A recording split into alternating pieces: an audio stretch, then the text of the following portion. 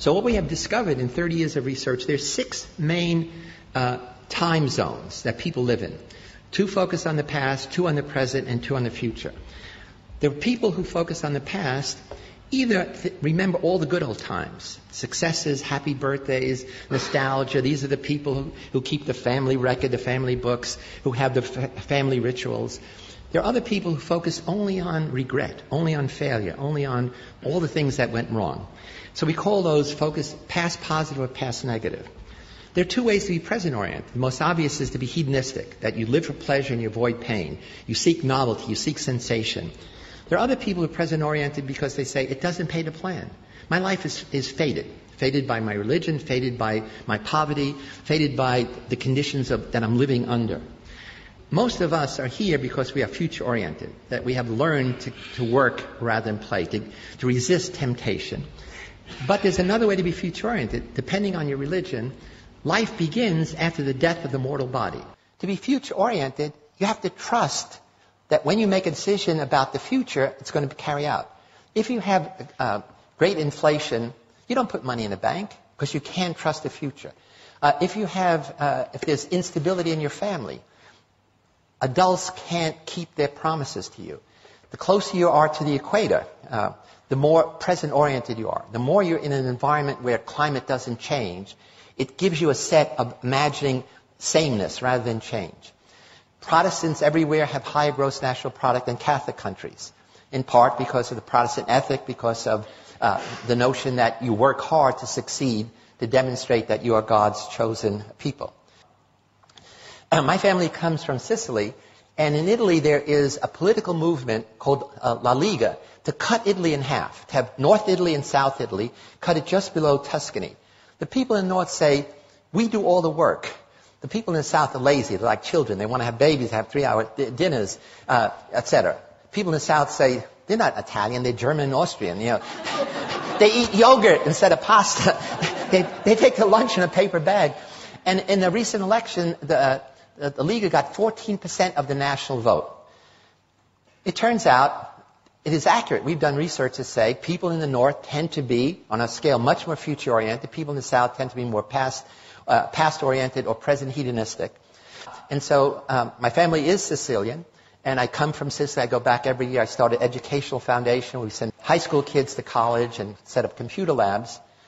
And I'm talking about some of this stuff, and a man comes up and says, I'm a poet. I live with words. And it wasn't until I heard your talk that I realized there's no future tense verb in Sicilian dialect. I said, what do you mean? There was, is, there's no will be. He said, that's why nothing gets done. And I didn't realize it because we never planned. So again, here's how when you have a number of people who share a certain time perspective, then it does come to characterize a nation. In the same way, if you have a Catholic nation where people tend to be present or past-oriented, rather than a Protestant nation where in general people tend to be more future-oriented, it affects you in very profound ways. So there's a wonderful book called The Geography of Time, and it's written by a dear friend of mine, Robert Levine, who's a social psychologist, and he actually literally went around the world doing wonderful experiments. He looks at what he calls the pace of life. See, time perspective is how people divide their own experience into partitions, time zones. Another kind of time orientation is your sense of duration. How much time has expired while you're sitting in a dentist's office before they start drilling? How much time has expired when you've been waiting in line? How much time has expired when you're having fun or at sex? So time duration is totally a function of whether you're bored, whether you're excited or not. And what he does is he shows that in different cultures, people have a different pace of life. And you do this very simply. You sit in a cafe and you mark off 100 meters, and as people pass, you start a stopwatch. And you see how fast people walk. You go to a post office, and on a piece of paper you say, I'd like, 3 pounds of this postage or 10 euros, and you see how long it takes.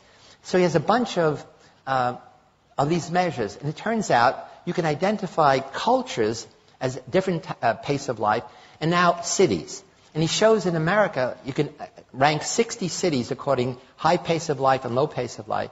And the ones that have the highest pace of life, men have the most coronary problems. That is, this becomes part of your whole way of life. We all begin life as present hedonists. All of us. I mean, at the breast, at the bottle, we want pleasure, we want to avoid pain.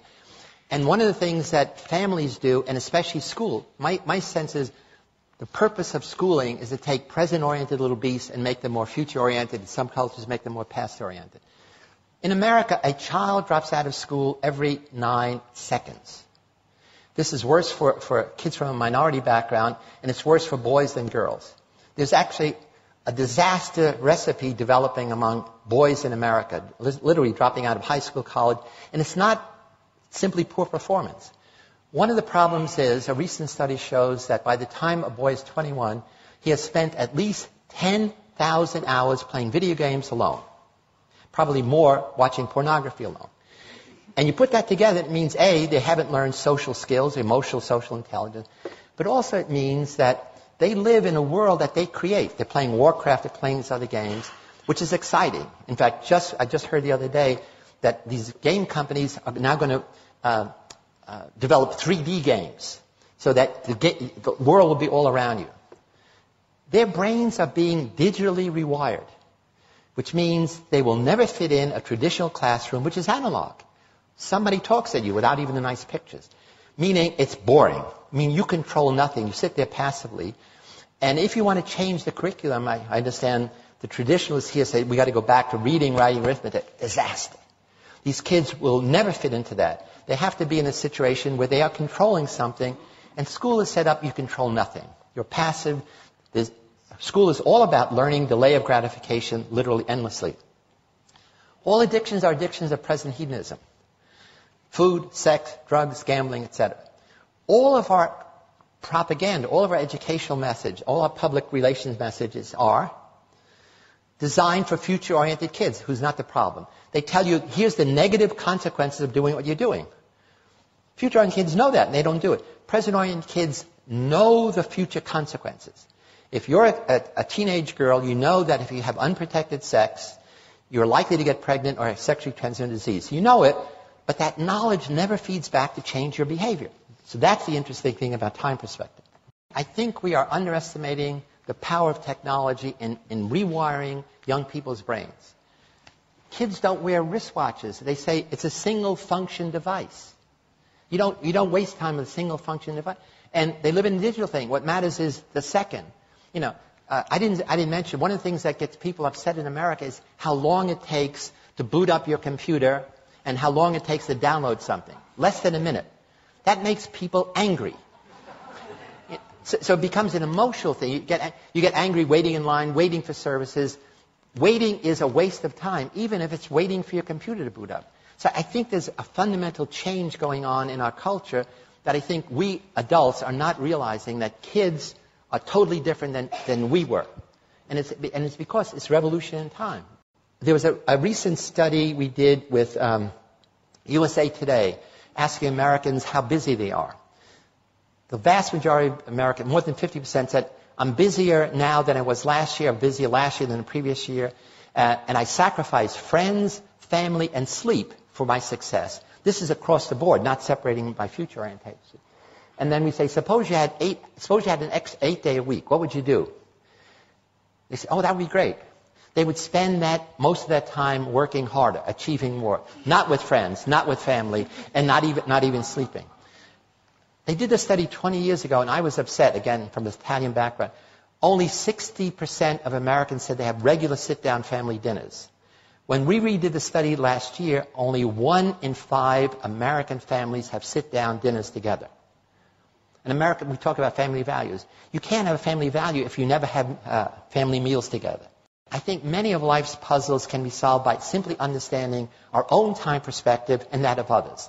Lots of conflict we have with people is really a conflict in different time perspectives. Once you're aware of that, you stop making negative attributions like you're dumb or you're childish or you're pig-headed or you're authoritarian.